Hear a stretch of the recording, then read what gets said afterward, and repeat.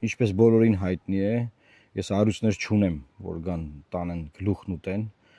բիզնեսներով չեմ զբաղվում, որ գնան փակեն, ակտեր գրեն, չգիտեմ, հետապնդեն, երբևէ գործադիր որևէ պաշտոն չեմ զբաղեցրել, որ ասենք, չգիտեմ, մի հատ աուդիտ անեն, դեմ մի բան ման գտնեն, երբևէ հանրապետության նախագահ չեմ եղել, որ միլիարդներ թալանեմ, հետո ասենք կոպեկներ ապօրինի գույքով պահանջեն, եւ այն որ ասում են, գիտեք, կլասիկ քաղաքական գործին ոնց կարան հետապնդեն, որը հնարավորինս անխոցելի մարդիկ են լինում, կլասիկ քաղաքական գործիչներ, այսինքն, որոնք մաքուր դասական քաղաքականությամբ են զբաղվում։ Փորձել քաղաքական խոսքի համար հետապնդել, որը մեծագույն աբսուրդ է, բայց հա, օքեյ, թող փորձեն։ Հիմա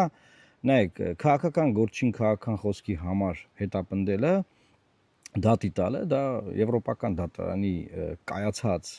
նախադեպային իրավունքով դա խայտարակություն է եւ յուրաքանչյուր քաղաքական գործիչ պաշտպանված է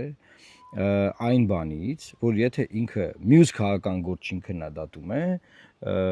ինքը չի կարող դրա համար հետապնդել, որովհետեւ քաղաքական գործիչները միմյանց քննադատում են։ Եվ ընդհանրապես միջազգային պրակտիկայում քաղաքական գործիչը քաղաքական գործին դատի չի տալիս։ Դա կանոն է, քաղաքականության կանոն է, բայց Հայաստանում քանի որ ոչ մի բանի կանոն չկա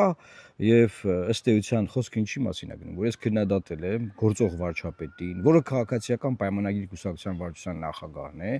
ես ով եմ, ես Լուսավոր Հայաստան կուսակցության խորհրդի նախագահն եմ, այսինքն երկու քաղաքական գործիչների մասին է խոսքը գնում։ Բայց հետաքրքիրն ինչն է, որ այդ քննադատությունը որքանը որ հասկացա, որտեղ հայցադյումը վերջնական չեն գտնում, կիսատ պրատա, Հայաստանում ամեն ինչ կիսատ պրատա, չէ՞ դեռ փոստով չեմ ստացել, մամուլում հրապարակվել է, բայց կիսատ, ինչ որ կիսատ է։